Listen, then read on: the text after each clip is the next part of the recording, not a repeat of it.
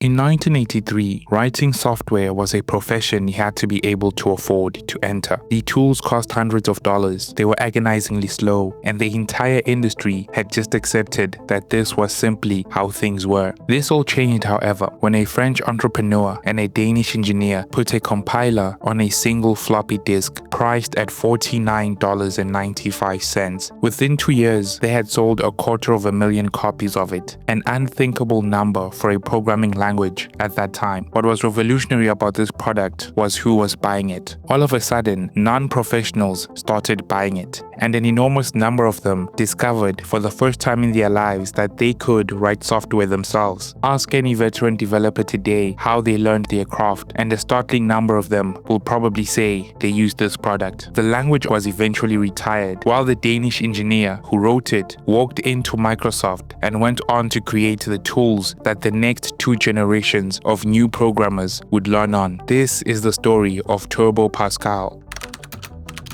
Borland International is perhaps best known for its Turbo language products, such as Turbo Pascal and Turbo C, two structured programming environments that have sold well over 1 million copies. They're part of what Borland President Philippe Kahn calls the first software revolution.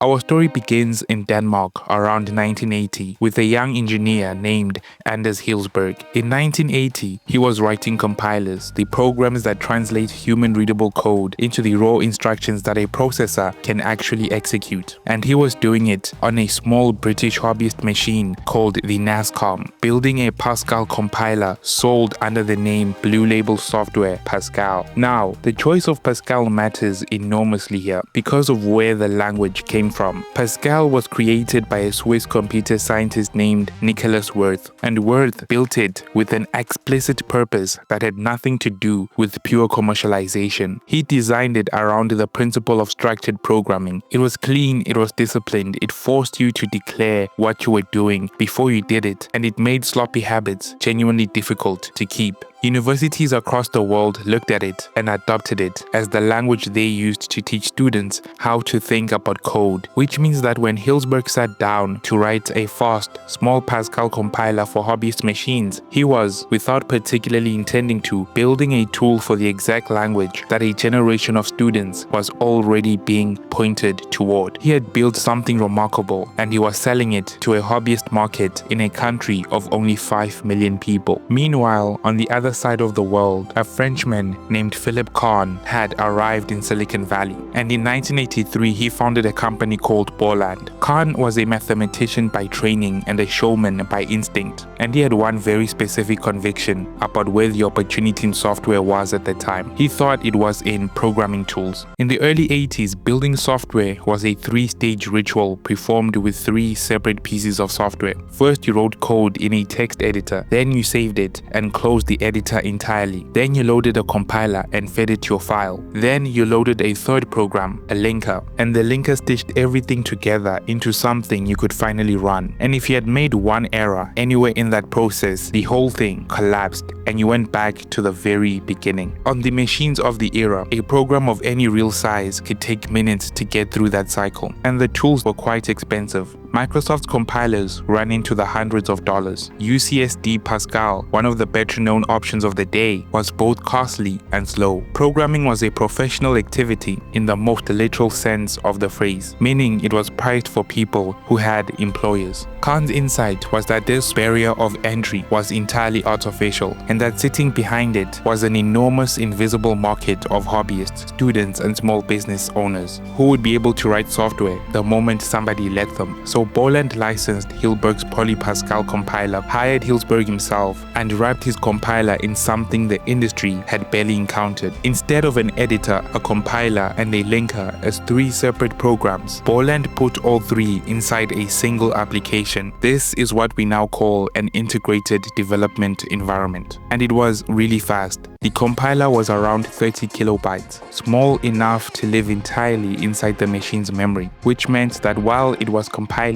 it never touched the floppy disk at all. By some measures, it ran up to 100 times faster than the competing products of the day. That speed is exactly where the product got its name, Turbo Pascal. Then Kahn made a decision that would startle the industry. He priced this revolutionary product at just $49.95. At the time, there was a writer covering Pascal who saw Borland's advertisements and concluded that the claims were obviously too good to be true. He requested a review copy of the software with the explicit intention of tearing the thing into pieces. Instead, to his utter shock and surprise, ended up writing a review so glowing that Borland ended up quoting excerpts of it in Turbo Pascal's own advertising. Jerry Pournelle, writing in Byte magazine in February of 1984, said that the product was probably worth about $159, arguing that it provided so much value that it had to cost 3 times more. But the most revealing reaction of all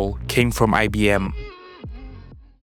According to Kahn, IBM refused to resell Turbo Pascal unless Borland raised the price to at least $200. The largest and most powerful computer company on the planet looked at a professional development tool selling for $50 and concluded that the price itself was the problem, not the speed, not the features, or the code quality, but the price. Their reasoning was that no serious buyer would trust a serious tool that cheap, and that the number had to be 4 times higher before IBM could put its name anywhere near it. Kahn refused and kept the price because the price was the entire point. It was low enough to entice a group of people that previously never bought programming tools. And he was right. The market settled the argument. Turbo Pascal sold roughly 250,000 copies within 2 years of its launch, an astonishing figure for a programming language in that era. But the raw number understates the sheer impact that this product had. Because what matters is who those buyers actually were. Turbo Pascal arrived at the precise moment that home computers began appearing in ordinary households across America. All of a sudden, millions of people had machines in their homes capable of writing software, and here came an affordable development tool to empower them to do just that. Because Borland had integrated the environment, a complete beginner never had to find out what a linker was before writing their first working program. And because compilation took 2 seconds instead of 2 minutes, the learner got the single thing that matters more than anything else when you're teaching yourself how to program, which is a fast feedback loop. Write something, run it, watch it fail, work out why, fix it, run it again. That loop, repeated a few thousand times, is how a person actually learns to write good software. And Turbo Pascal was the first tool that made it cheap enough and immediate enough for anybody to do it at home. Schools and universities adopted this product in enormous numbers. Borland rode Turbo Pascal to greatness. Version after version of Turbo Pascal was released through the 1980s, each more capable than the last. And by the time Turbo Pascal reached version 6 and 7 at the start of the 1990s, it had grown with hundreds of thousands of developers, nearly 1 million of them using it. And then the ground began moving underneath Turbo Pascal.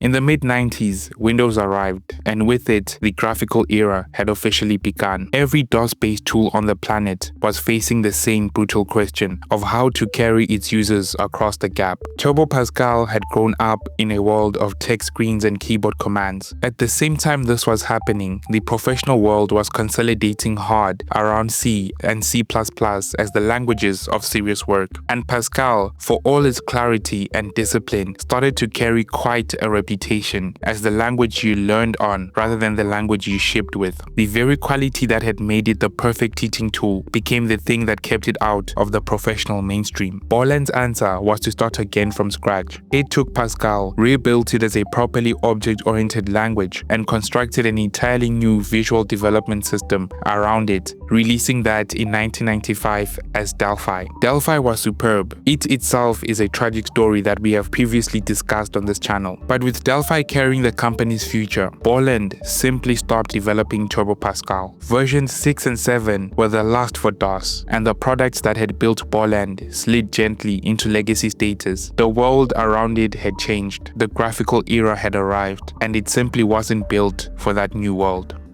But the real ending of the story belongs to the Danish engineer who built Turbo Pascal. In 1996, Microsoft recruited Anders Hejlsberg away from Borland. in a departure that badly wounded the company which his work had created. At Microsoft, he became the chief architect of C#, the language at the heart of Microsoft's .NET platform, which grew to one of the most widely used programming languages in the world and the professional standard for an enormous share of all corporate software development for Windows. And then years later, he did it a third time, leading the creation of TypeScript, the language that today underpins a vast portion of everything running on the modern web. And the lesson buried in all of this has very little to do with Pascal. Kahn and Hejlsberg looked at an industry that had decided that programming tools ought to be expensive because programmers were professionals and professionals spent money. They instead saw the thing the entire industry was missing.